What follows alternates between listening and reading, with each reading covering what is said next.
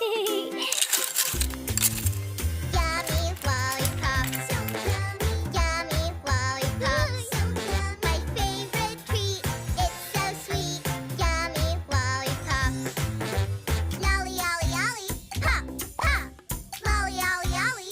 Pop, pop. Yummy, yummy, yummy. Pop, pop. Yummy, yummy, yummy. Lollipop.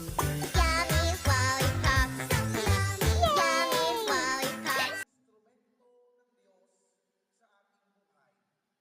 Kaya nga po, napakagandang pagnilayan ang bawat butil ng salita sa unang pagbasang ating napakinggan, na kung saan hindi lamang tayo gumagalang, bagkus kailangan natin gumalang ng may puso na nagiging sa mga magulang o sa nakakatanda.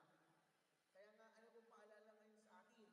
Sa isang mundo na mabilis mag-disrespecto o yung disrespect culture, lalo na sa social media at sa loob